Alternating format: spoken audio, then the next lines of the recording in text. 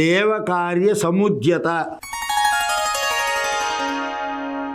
అగ్నిగుండం నుండి ఈ శక్తి ఆవిర్భవించడానికి కారణం ఏమిటి అని ప్రశ్నించే వారికి ఈ నామం సమాధానం.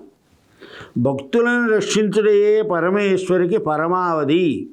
కనుక బ్రహ్మేంద్రాది దేవతలు బొండాసురాది దుష్టగణాలను జయించలేక అమ్మను ప్రార్థించగా దేవతలను అనుగ్రహించడానికి వచ్చింది.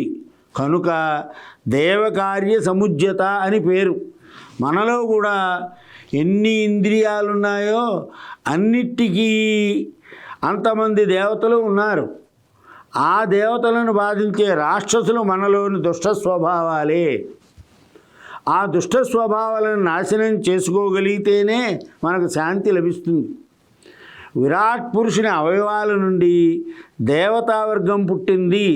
చంద్రమా మనసో జాత శస్యో సూర్యో అజాయత ముఖాగ్నిగ్నచ్చ ప్రాణాద్వాయురజాయత అనే పురుష సూక్త మంత్రంలో వివరించబడినగా విరాట్ పురుషుని మనస్సు నుండి ఆవిర్భవించిన చంద్రుడు మన మనస్సునికి అధిపతి.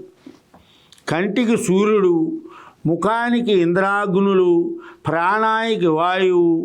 ఈ విధంగా మన ఇంద్రియాలన్నిటికీ దేవతలు అధిపతులుగా ఉన్నారు. ఇంద్రియాల దుష్ట స్వభావాలకు లొంగక సక్రమంగా సంచరించడానికి దేవి అనుగ్రహం కావాలి. ఆమె ప్రసన్నురాలై మహోపకారం చేస్తుంది. కనుకనే దేవకార్య సముజ్యత అని వ్యవహారం. వెలుపల ఉన్న బండాసురాదులను సంహరించడానికి అవయవాలతో ఆవిర్భవించింది పరాశక్తి.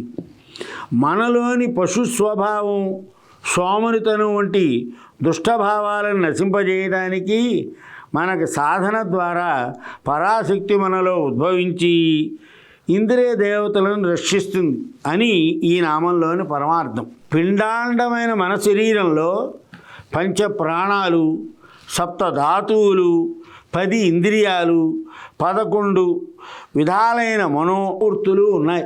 ఈ 33 మన దేహంలోని దేవతా సంజ్ఞలు. బ్రహ్మాండంలోని 33 దేవతల వలె పిండాండంలోని 33 దేవతలు పరమేశ్వర అనుగ్రహంతోనే సంచరించాలి. ఉపాసనాకాలం కార్యార్థం బ్రహ్మణో రూపకల్పన.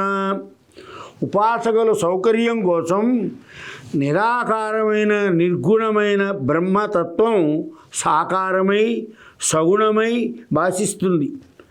ప్రథమం సగుణమాశ్రిత్య తతో నిర్గుణమాశ్రయేత్ అని శంకరులు సుగుణోపాసన చేత నిర్గుణ పరబ్రహ్మను గుర్తించాలని వివరించాయి.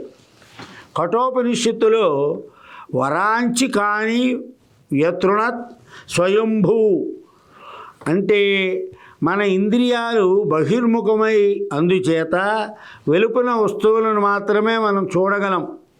లోపల ఉన్న శక్తి స్వరూపాన్ని మనం గుర్తించలేం. కానీ ధీరుడైన వాడొకడు అంతర్ముఖుడై లోచూపు కలిగి అమృత స్వరూపాన్ని చూడగలడు. ధీరులు జిజ్ఞాసులు అయిన సాధకులు కార్యసాధనకు ఆవిర్భవించింది కనుక దేవకార్య సముజ్యత అయింది. మరో నామంలో మళ్ళీ కలుద్దాం.